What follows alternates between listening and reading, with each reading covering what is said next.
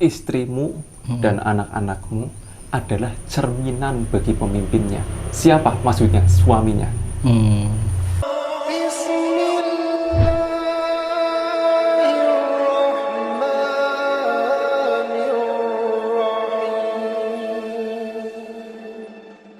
Ya, kemarin kita fokus bagaimana seorang istri bersikap kepada suaminya, ya kan? Ya, apa yang harus dilakukan, ya kan?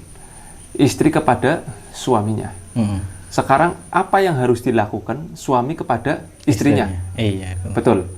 Nah, dalam Al-Quran disebutkan, ini ayat sudah populer. Para asatid, para kiai sering membawakan ayat ini. Ar-rijalu qawwamuna 'alan nisa. Iya. Seorang laki-laki adalah pemimpin bagi perempuan. Artinya seorang suami adalah pemimpin bagi istrinya. Lah, kita lihat seorang pemimpin itu harus bagaimana sih? Seorang pemimpin harus bijaksana. Contoh nih, seorang pemimpin harus melindungi rakyatnya. Seorang pemimpin harus menempatkan sesuatu pada tempatnya. Iya kan? Harus memakmurkan rakyatnya. Begitu juga seorang laki-laki, seorang suami harus bijaksana layaknya seorang pemimpin. Nah, seorang suami menjadi pemimpin bagi keluarganya, bagi istrinya, bagi anak-anaknya. Maka bagaimana seorang suami bersikap kepada keluarganya? Ya. Nih, Mas. Bersikap kepada istrinya, contoh bijaksana, ya kan? Bijaksana itu diantaranya bertanggung jawab, ya, bertanggung jawab. Ya, kadang-kadang suami ini kepingin diperlakukan sebagai raja, ya, harus suami juga memperlakukan istrinya kayak seperti ratu, dan harus mengerti posisinya istri. Artinya apa? Kalau istri-istri kita sedang lagi gak enak, ya kan, mukanya ndak kurang mood, suami ini harus pandai-pandai membaca wajah seorang istri. Iya. Ditanya nih, kenapa sih kamu cemberut? Iya kan? Jangan lagi marah dibalas dengan marah, ditinggal pergi aja. Ini juga sering terjadi di rumah tangga. Ya. Kemudian tunjukkan rasa kecintaan suami kepada istrinya. Ya. Bukan hanya dengan kata-kata. Makanya ada pepatah mengatakan al-hubbu laisa bikalimatin faqat bal bil af'al. Cinta itu bukan hanya sekedar kata-kata saja, tapi harus diwujudkan dengan perbuatan dan tindakan. Tindakannya orang mencintai bagaimana sih? Tindakannya orang yang mencintai, perbuatannya bagaimana sih? Nah, harus apa?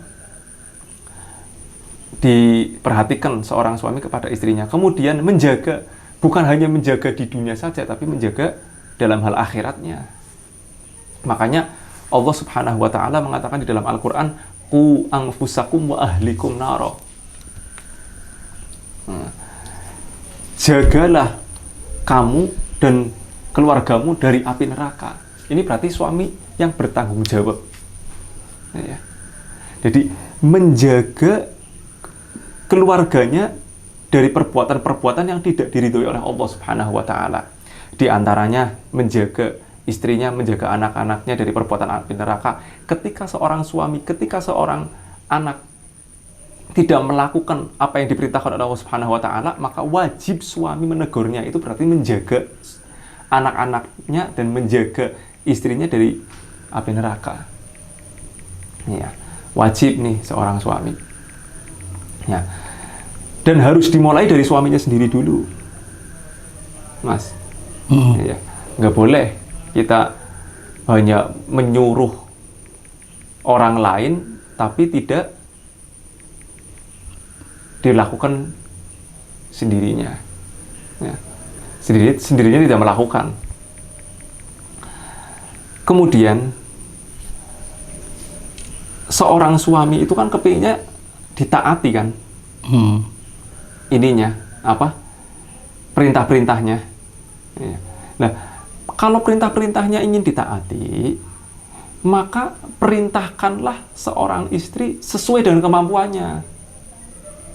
Ya, makanya ada pepatah mengatakan, idza aradta antuto'a fa'mur ma yustato'a. Jika perintahmu ingin ditaati, maka perintahkanlah seseorang menurut kadar kemampuannya. Jadi kalau kamu kepingin ditaati, ya perintahkan istrimu sesuai dengan kadar kemampuannya. Kemampuannya istrinya kamu bagaimana sih? Ya gitu loh. Sama juga dengan seorang istri, jangan menuntut suaminya dengan di luar kemampuannya. Contoh nih, suami penghasilannya sebulan berapa sih? Misalnya 2 juta. Ini misalkan saja. Berarti keinginannya istri ini harus disesuaikan dengan pendapatan seorang suami. Iya. Jangan suaminya cuma penghasilannya 2 juta, 3 juta, tapi keinginannya lebih daripada itu. Itu nggak bisa. Jadi seorang istri harus menghargai, mengerti kepada istrinya. Seorang suami juga harus ngerti keadaan seorang istrinya. Benar. Kalau apa ya namanya, kata istilah, di balik kesuksesan suami itu ada seorang istri yang hebat. Itu gimana? Pernyataan semacam itu memang betul.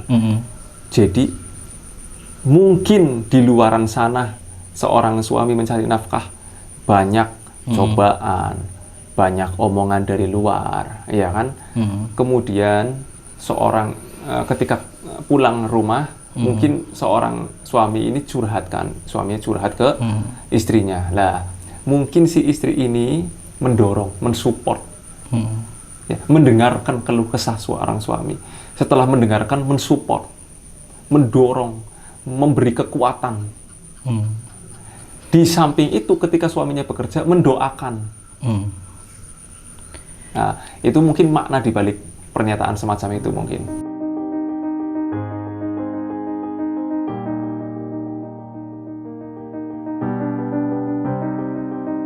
Istrimu dan anak-anakmu adalah cerminan bagi pemimpinnya. Siapa maksudnya? Suaminya. Jadi kalau ada istri baik nih, dengan tetangganya baik, dengan lingkungannya baik, yang dipuji siapa? Suaminya. Istrinya siapa sih itu? Kan pasti begitu. Ya kan? Jadi kalau ada seorang istri nggak baik, jadi gunjingan tetangga dan gunjingan lingkungan, siapa yang akan malu? Suaminya. Makanya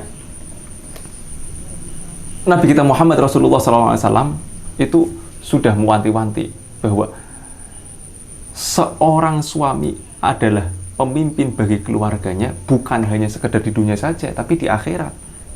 Karena apa, Mas? Tadi saya mengatakan ya, ku anfusakum wa ahlikum naro. Ya kan? Jagalah kamu dan keluargamu dari api neraka. Coba bayangkan. Kenapa kok sampai Allah Subhanahu wa taala mengatakan demikian? Karena anak dan istrimu itu wajib dijaga 100%. Kalau anakmu dan istrimu masuk neraka, seorang suami akan diseret kepada api neraka. Tapi kalau kamu masuk neraka, istri dan anakmu belum tentu. Kalau istrimu solehah, anakmu menjadi anak-anak yang soleh, kemudian kamu bukan orang soleh, kamu masuk neraka, mereka nggak akan diseret. Tapi kalau istrimu, kamu jadi orang soleh, tapi istrimu jadi orang nggak solehah, anakmu bukan menjadi anak-anak yang solehah, kamu akan dipertanggungjawaban oleh Allah Subhanahu wa taala atas perbuatan istrinya dan